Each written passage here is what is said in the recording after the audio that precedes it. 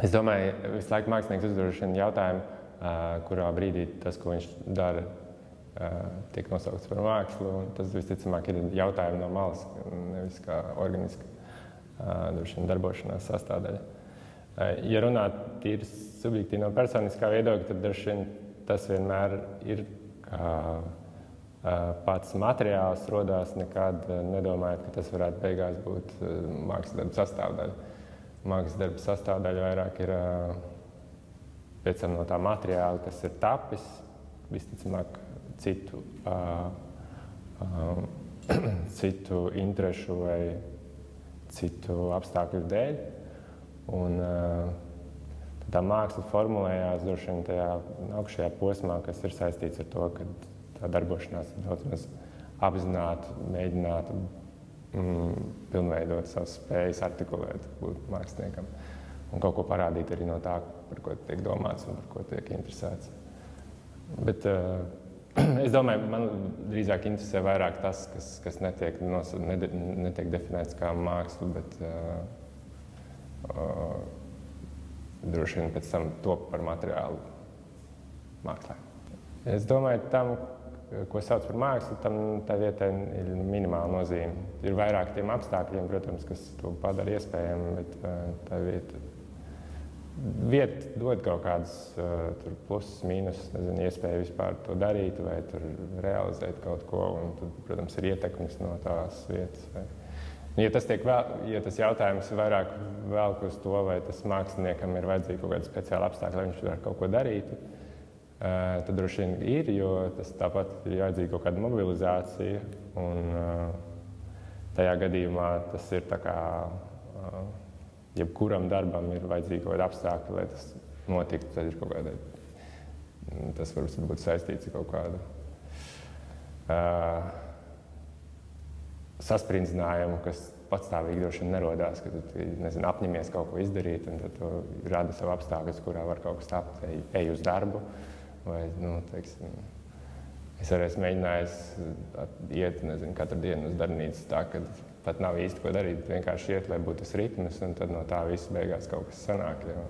Jo es zinu, ka tāpat vienkārši vaļājoties un darot kaut ko citu, nekas netiks. Tas ir diezgan mērķiecīgs lieta, lai to visu presētu, kamēr kaut kas liktos jēdzīgs, ko varētu parādīt kādam citam. Vienalga, droši vien es īsti nevar aptvert to, ko tu sauc par to mākslu kā tādu, jo tas vienmēr ir tik ļoti, tik šausmīgi smags termins, kurš uzreiz tā kā man liekas, nogalina jebkādu iespēju būt tā kā radošiem par šo jautājumu, jo viņš jau ir tik ļoti saistīts ar visu to, ko mēs tā kā domājam, kas ir māksla un kas nav māksla. Un, man liekas, tas tā ir tikko māksliniekam kaut ko uzdod par tādu jautājumu, viņš, man liekas, uzreiz sapinās meistarībā un mēģina kaut kā to vispārināt, jo tā mākslinieka dzīve droši vien pavisam citādā veidā norisinās. Ir kaut kāda, man liekas, mākslinieka, kas man mīl, man liekas, teoretizēt tur, un tā ir faktiski būtiskākā sastāvdaļa, ka viņš beigās tas žests, ko viņš dara, ir ļoti minimāla daļa, un vairāk ir tā, ka viņš tā viņu visu uztver, un filozofēšana ir tas pamats tam, ko viņš sauc par mākslu. Droši vien mūsu gadījumā tomēr tā ir salīdzinoši minimāla daļa, un tā proporcija ir droši vien otrādā. Nezinu, man tā ir liekas jēdzīga nodarbošanās, tāpēc no visām nodarbošanām tā ir, lai cik viņi izskatītos no malas abstrakt un haotiski, man liekas, tur ir sava jēga, kuru es redzu, kāpēc man ir liekas interesanti tam veltīt laiku. Un, protams, ka es nedomāju, ka tā ir pati veiksmīgākā no visām, bet manā gadījumā tā ir tāda faktiski bijusi nepieciešamība šad un tad. Tur sauc to par mākslu vai nē, droši vien kaut ko dara tajā virzienā.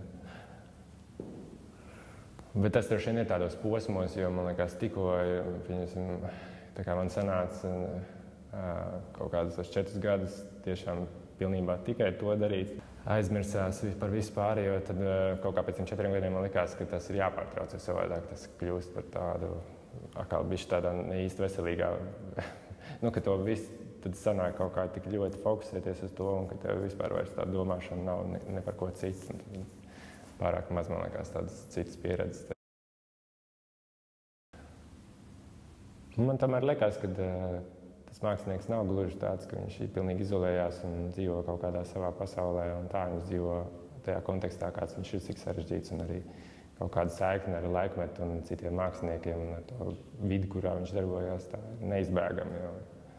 Tādēļ diezgan daudz jautājumu šajā gadījumā mēs māksliniekiem rodās, ja to dara šeit Latvijā ar laikmetīgo mākslu, kurai īsti vienmēr sanāk faktiski primārais uz laiku mēģināt attaisnot vispār, kādēļ tas šeit būtu jādara. Un tie saskarsmes būs minimāli, jo tas vairāk ir tāds, tā saskarsme ir par tādā plašākā kontekstā, kurā tu redz, ko tu dari un kaut kādu valodu, ko tu attīsti, kas ir saprotama, bet viņi lielākoties ikdienā šeit sanāk skaidrot kaut kādas tās pamata lietas vispārībā, kāpēc tik abstrakt nodarbošanos darīt mūsdienu laikmetā. Tā kā es domāju, tā nodarbošanās ir individuāla, bet viņi, tas mākslinieks nav nekāds, ka viņš dzīvot pilnīgi uz vientuļas salas un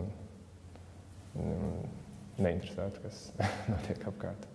Un man liekas, ir forši arī tas, ka ir kaut kāds tas gan arī no izteiksmes veidiem ir kaut kāda tāda virziena, kas kļūst par tādu artikulētu, bezmaz saskarsmes veidu, kā cilvēks saprot. Nezinu, kā mūsdienīgāka māksla no mazāk mūsdienīgas atšķirās. Tur ir kaut kāda tāda kļūst pieņemtas lietas, ka strādāt kaut kādā virzienā. Katrā ziņā man liekas interesanti un normāls novērot, ka tas nav gluži tā kā kāds mākslinieks pilnībā no nekurienes radītu to, ko viņš dara, bet viņš tomēr rāda tajā kontekstā, kurā viņš dzīvo un strādā.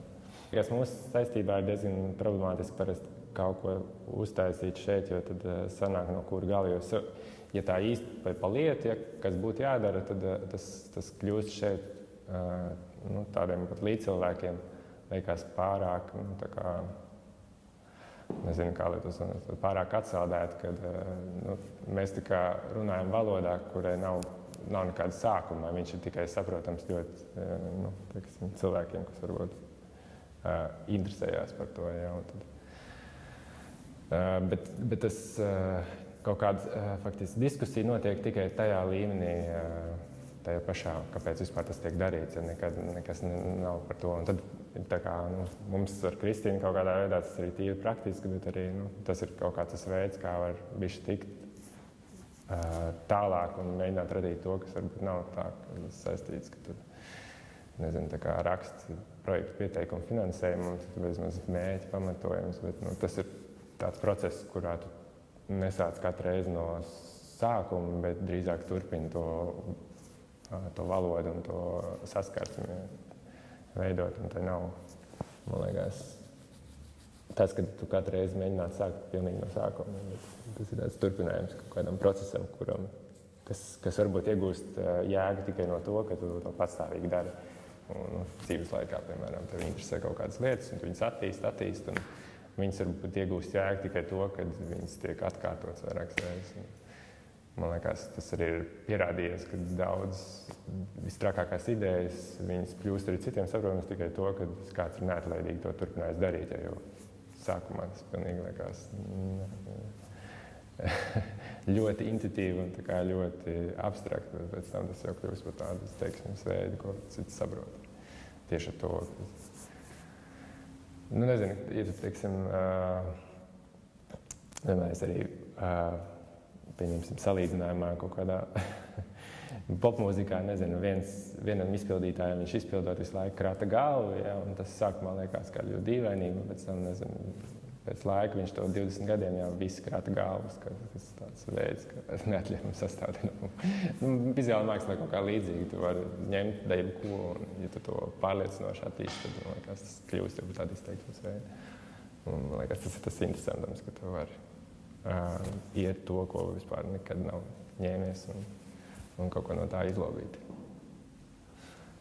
Tādu, ko citi arī notic.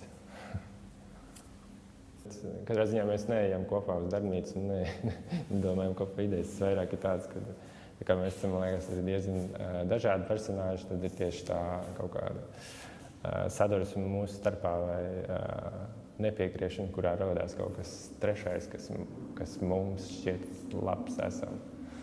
Un kas man mēs tam visādi darām. Un ir kaut kādas lietas, kas ir vairāk piederīgas droši vien vienam vai otram autoram, bet man liekas, mēs esam iepriekš arī darbojušies pilnīgi atsevišķi, un ir kaut kādi darbi, kas tapuši kopā, bet tad ir tāda saimniecības dalīšana, tāpēc mums liekas interesanti, ka tā ir mūsu darīšana, kādā veidā mēs tiekam tur galā katru reizi.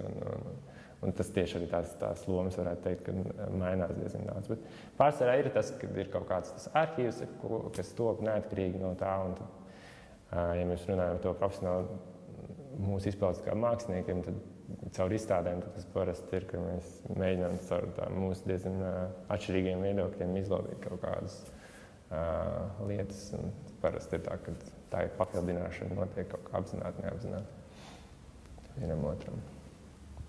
Bet ir tādas lietas, kur mēs diezgan ilgi esam kopā, kas notiek tā, ka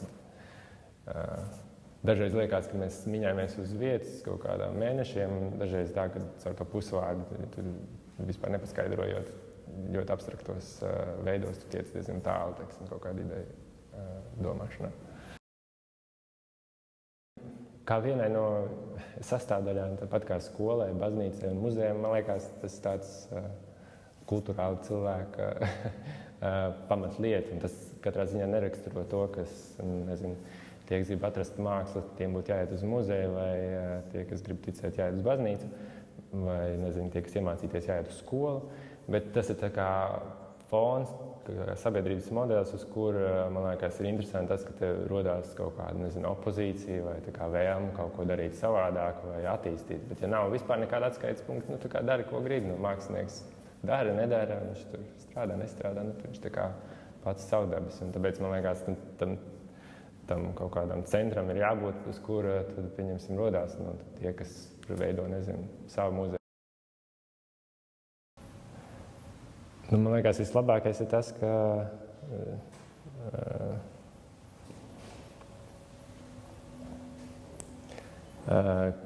tu saproti, ka tev nelikās, ka tā ir māksla. Tagad tev liekas, ka tā ir tas, ka tev sagatavo, satver nesagatavot. Jo tas, kas jau ir, tu zini, kas ir, tad man liekas, tā vairs nav māksla. Tā ir mākslas vēsture. Māksla tas, kas, man liekas, kas nav vēl nosaukts par mākslu. Ideālā gadījumā. Īsu mirkli visticamāk. To, ko mēs pārsvarā redzam, tas jau ir mākslas vēsture. Tikko tu nosauc vārdos, tā viņš vairs nav.